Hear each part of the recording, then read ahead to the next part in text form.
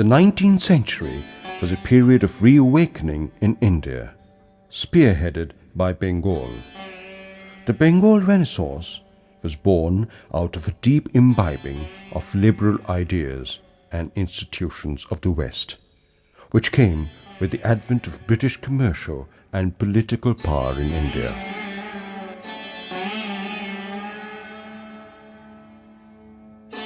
The winds of change were blowing, affecting virtually all aspects of Indian life.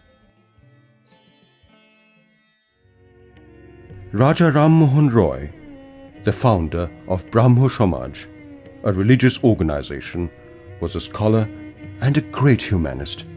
He was able to challenge and change society, fighting memorable crusade on behalf of the freedom of press, the introduction of Western education, political rights, and emancipation of women. Political consciousness grew apace.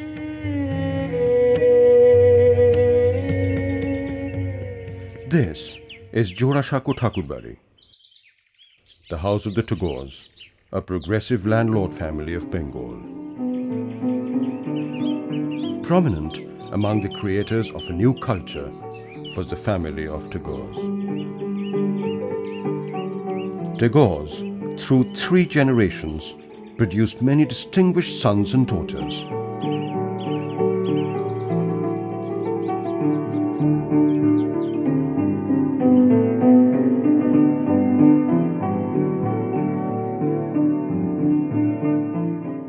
Scion of the family was Prince Rabindranath Tagore, who amassed a fortune from business and commerce, but who also enjoyed the luxuries of life to the hilt.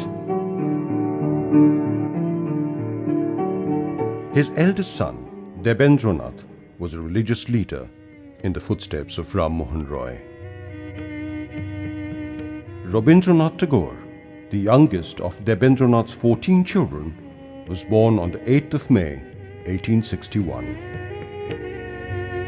Tender and sensitive boy, young Ruby was a truant in school, but gave early indication of his talent in poetry and music.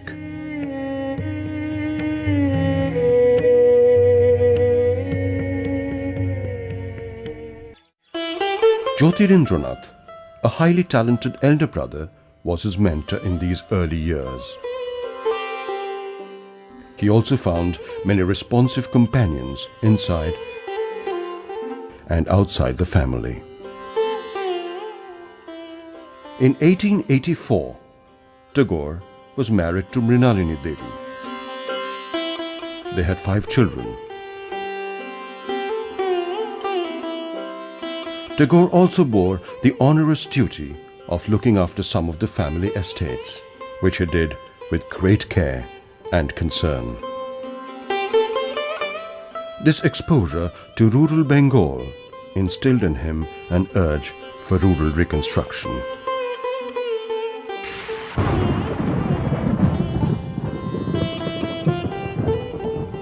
গগনে গরজে মেঘ ঘন বরষা, কুলে একা বসে আছি নাহি ভরসা। রাশি রাশি ভাড়া ভাড়া, ধান কাটা হলো সারা, ভরা নদী ক্ষুরধারা, খর পরশা, কাটিতে কাটিতে ধান এলো বরষা।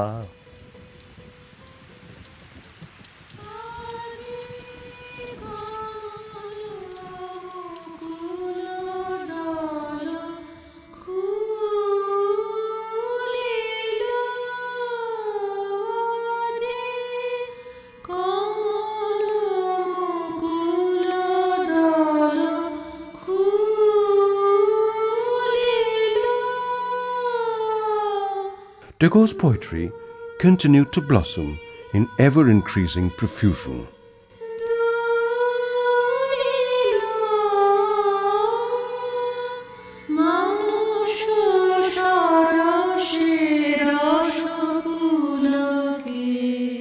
His poetry was destined to take its own course and unfold itself in its own unique way.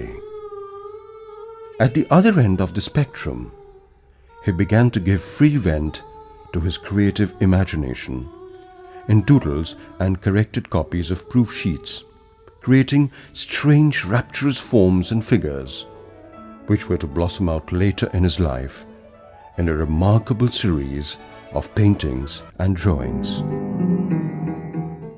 Bold, poignant, dark, and deep.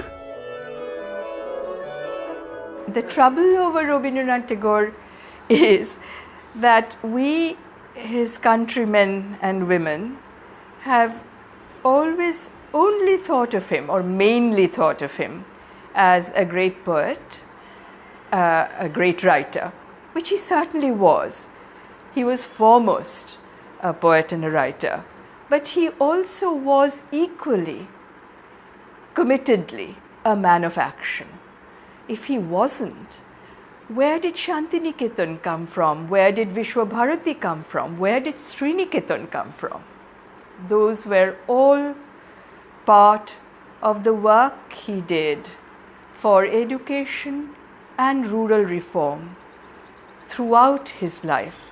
Shantiniketan, which his father had founded in the late 19th century, it was Rabindranath who turned it into a school as an alternative to colonial education, as a completely new kind of education which depended on the environment as the main premise for the best education that children could possibly have.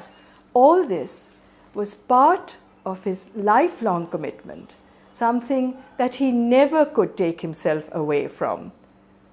And he began this at the turn of the 20th century, when he had leapt into the Swadeshi movement, but retreated from it when the movement became violent and communal, and dedicated himself to what we can call constructive Swadeshi.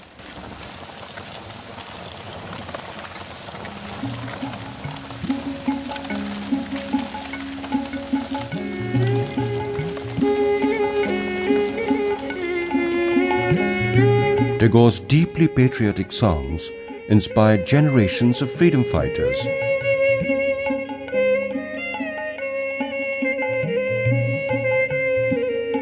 They still constitute the best collection of our patriotic poems.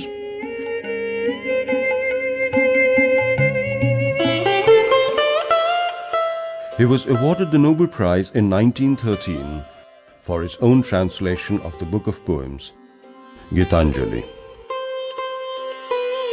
মেঘের পরে মেঘ জমেছে, আধার করে আসে, আমায় কেন বসিয়ে রাখো একা দ্বারের পাশে। কাজের দিনে নানা কাজে থাকি নানা লোকের মাঝে, আজ আমি যে বসে আছি তোমারই আশ্বাসে, আমায় কেন বসিয়ে রাখো একা দ্বারের পাশে।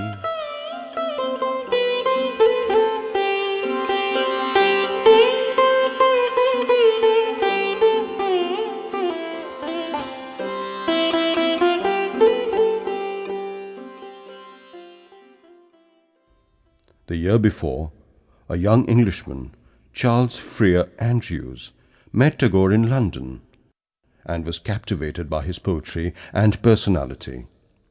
He soon became a devoted friend and made Shantiniketan his home.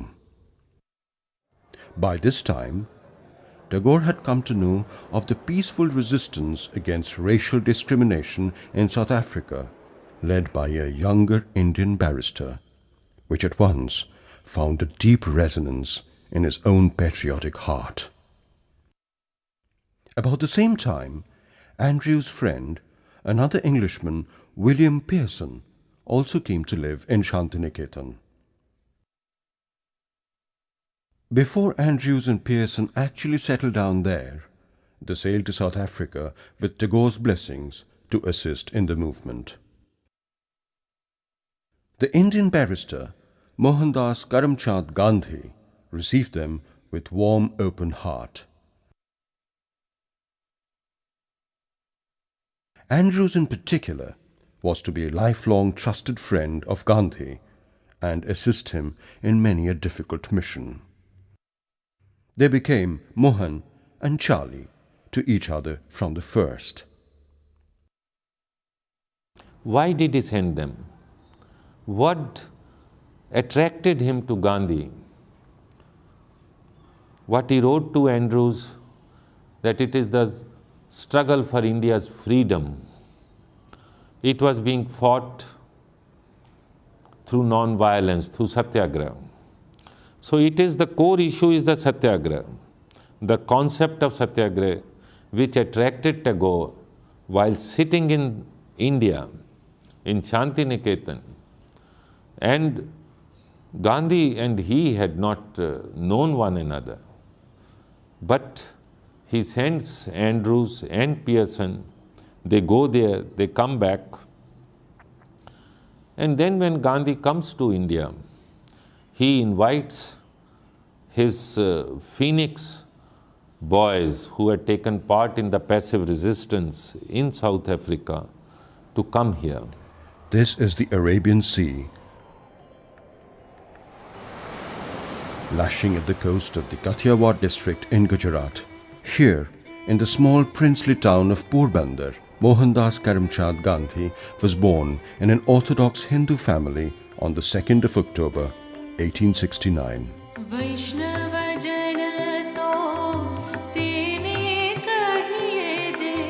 His father, Karamchand, was Diwan or Prime Minister in turn of Porbandar and the neighbouring princely town of Rajkot.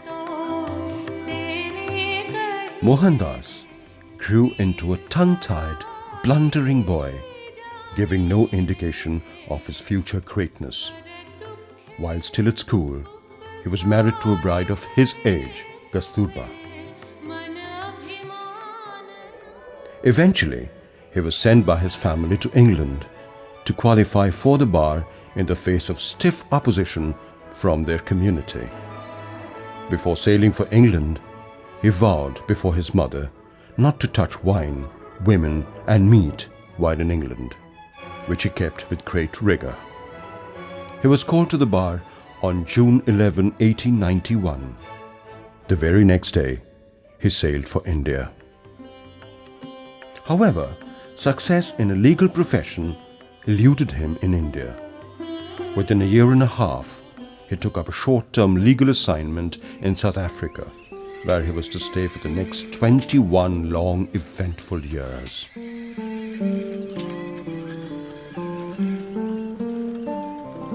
This is the railway station in Maritzburg in Natal, where Gandhi was assaulted for travelling first class with a valid ticket within a short while of his arrival in South Africa.